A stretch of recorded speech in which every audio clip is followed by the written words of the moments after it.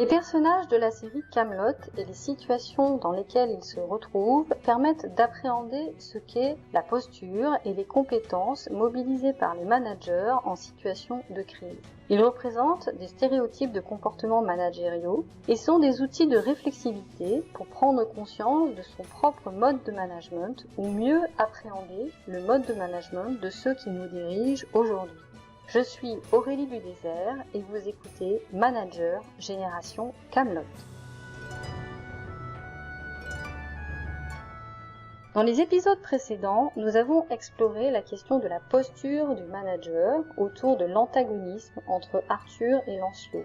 Puis, nous avons étudié plus en détail des compétences qui peuvent être mobilisées par les managers en situation de crise. Nous avons abordé la figure du manager mobilisant principalement la compétence de la force avec Léo Dagan, du statut et de la règle avec le père Blaise et le jurisconsulte, ou de l'idéologie avec Lancelot.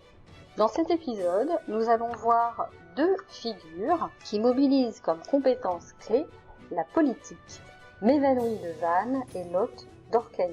Ces deux personnages sont des stéréotypes de managers utilisant la compétence politique comme principale compétence pour fonder leur autorité.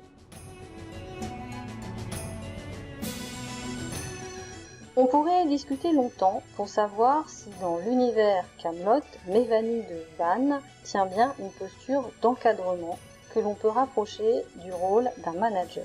Je reviendrai d'ailleurs longuement sur la place du féminin dans le management au travers de l'œuvre d'Alexandre Astier lors d'un prochain épisode. Pour ma part, je considère qu'elle tient bien un rôle de management puisqu'elle devient reine par 2 fois au cours du récit et entend y prendre pleinement sa place. Mévanoui de Vannes est une fille de dignitaire de la région de Vannes.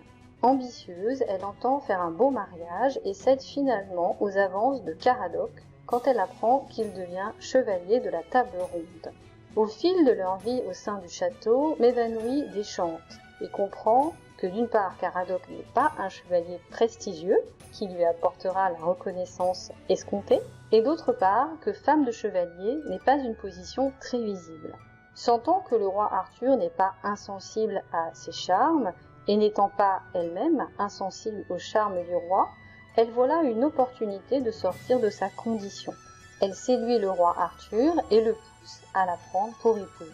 La règle étant que tout chevalier qui convoite l'épouse d'un autre chevalier doit tuer le dit chevalier, elle incite fortement Arthur à tuer Caradoc. Celui-ci ne s'y résout pas et par un tour de passe-passe juridique pratique un échange d'épouses. L'échange d'épouses lui permet de prendre Mévanoui comme femme légitime, tandis que Caradoc devient l'époux de Guenièvre, qui elle-même, à ce stade de l'histoire, a fui le château de Kaamelott et a rejoint Lancelot dans son camp autonome. Situation un peu compliquée, je vous l'accorde. Mévanoui devient donc reine, et on la voit régler des problèmes du royaume à la place d'Arthur quand celui-ci ne veut pas le faire. Elle dit clairement à Arthur quelle position elle veut tenir quand elle lui assène, je cite, « Moi, je veux prendre mes responsabilités de femme de chef d'État, c'est tout. Alors je suis désolée, mais pioncer jusqu'à midi, c'est pas le genre de la maison. » Peu à peu, Arthur renonce à l'échange d'épouses et Mévanoui redevient l'épouse de Caradoc. Frustrée, elle manipule l'enchanteur Élias pour qu'il lui apprenne des tours utiles à un retour à sa position. Puis elle séduit le jurisconsulte mandaté pour clarifier la situation de la gouvernance à Kaamelott. Elle détruit alors le document de rénonciation à l'échange d'épouses et redevient reine. C'est ainsi que lorsqu'Arthur renonce au pouvoir, Mévanoui se retrouve aux côtés de Lancelot comme reine. Pour asseoir son statut, elle doit néanmoins donner un enfant à Lancelot et Lancelot s'y refuse.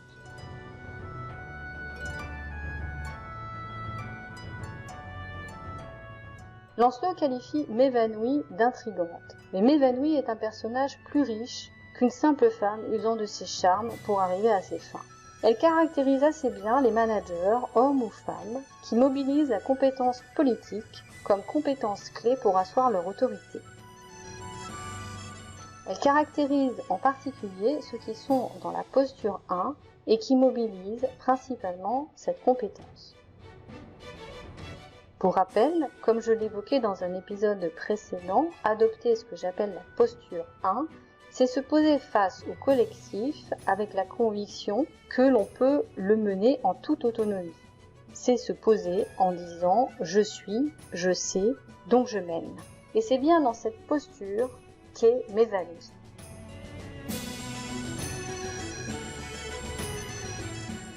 M'évanouir est loin d'être une idiote.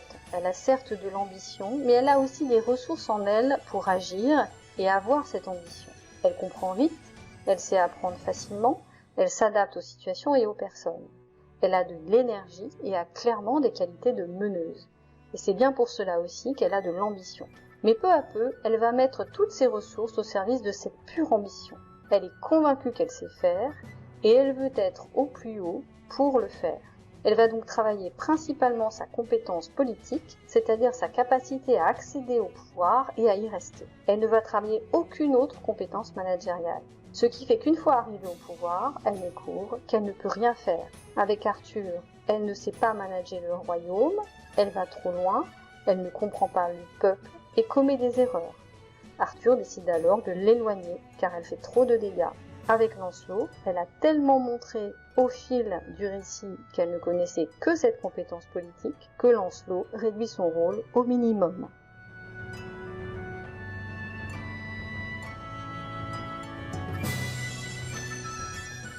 Ce type de managers sont très fréquents dans les organisations. Il s'agit d'hommes ou de femmes qui considèrent souvent que pour manager, il suffit d'être en position de manager. En somme, quand ils seront chefs, tout marchera, tout le monde les écoutera. Ils mettent l'accent uniquement sur cette compétence d'accéder au pouvoir. Toutes les ressources dont ils disposent dans leurs organisations sont mises au service de leur propre ambition.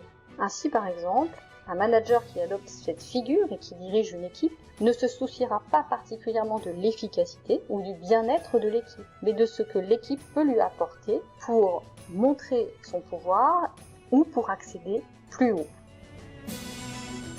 Ce type de management est délétère pour une organisation. Il privilégie l'intérêt purement personnel aux objectifs collectifs.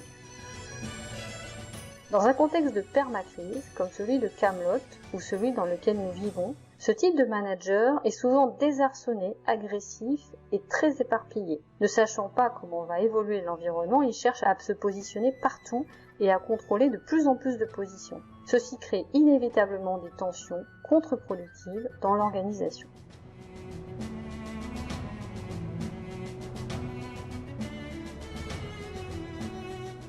Chaque manager doit travailler sa compétence politique, comme nous le verrons dans un prochain épisode, mais fonder son autorité uniquement sur sa capacité à accéder au pouvoir ou à y rester ne permet pas de manager efficacement.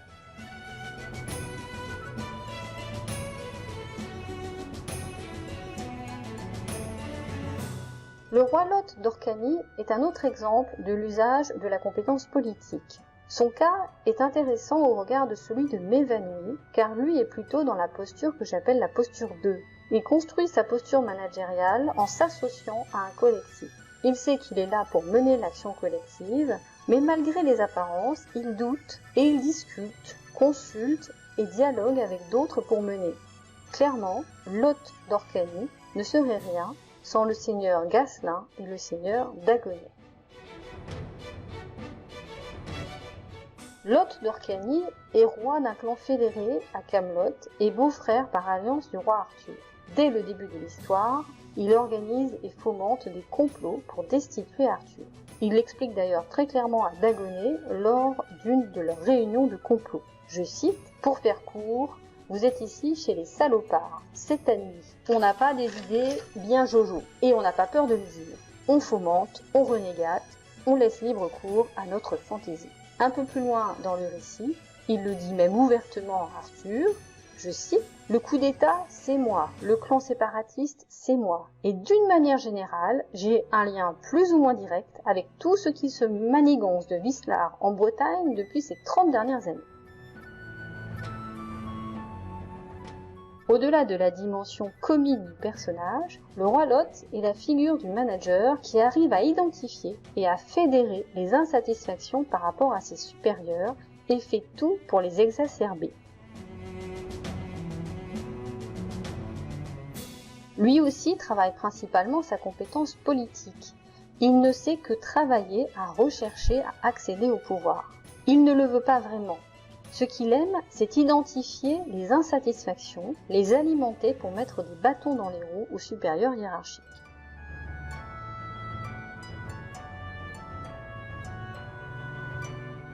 Ce type de figure managériale n'est évidemment pas productive et efficace en matière de management. Ce type de managers peuvent même décourager des salariés motivés ou des salariés efficaces. Et en période de permacrise ou de crise permanente, évidemment, les sources de stress étant très importantes, les insatisfactions sont nombreuses et ce type de managers sont particulièrement présents. Toutefois, ces managers présentent un intérêt notable. D'abord, ils identifient et ils formulent les insatisfactions des salariés. En les écoutant, même si les protestations peuvent paraître caricaturales, cela peut être le signe d'un dysfonctionnement ou d'une voie de progrès.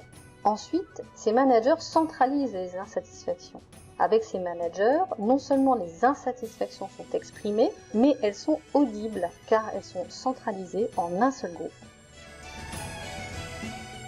Ainsi, dans l'univers Kaamelott, Arthur ne condamne pas le roi Lot, Dagonet ou Ghislain à la peine de mort après qu'ils aient fomenté un coup d'État contre lui. De nombreuses explications sont possibles évidemment sur les raisons de ce choix, mais l'une d'entre elles est qu'avec ce geste, Arthur montre qu'il a compris que sa posture de roi réformateur, adoptant un nouveau mode de gouvernance, n'est pas acceptée et compris par tous, que la renonciation aux logiques de clan pour se fédérer autour de Kaamelott est un changement profond par rapport à un fonctionnement ancestral et qu'il faut du temps pour le faire accepter. Enfin, il montre aussi qu'il a compris que sa manière de mener la quête du Graal n'est peut-être pas claire pour tout le monde et qu'il faut l'expliquer plus précisément. D'une certaine manière, le roi Lot d'Orcanie a permis à Arthur de comprendre les failles de son mode de management.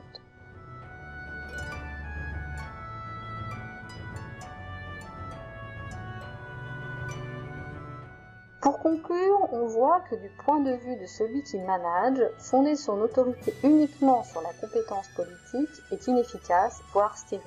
Un manager de ce type ne parvient pas à mener une action collective efficace pour son organisation.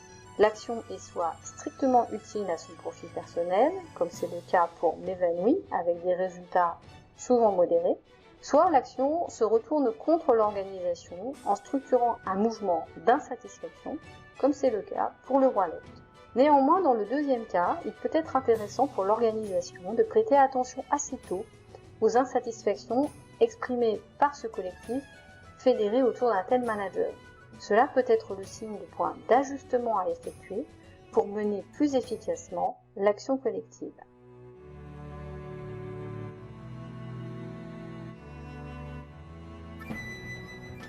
C'est ici que se termine ce 5e épisode de Manager Génération Kaamelott. Je vous remercie pour votre écoute et vous invite à partager largement ces épisodes s'ils vous paraissent utiles. Je vous donne rendez-vous pour le prochain épisode intitulé Perceval et Caradoc, le management par l'invention.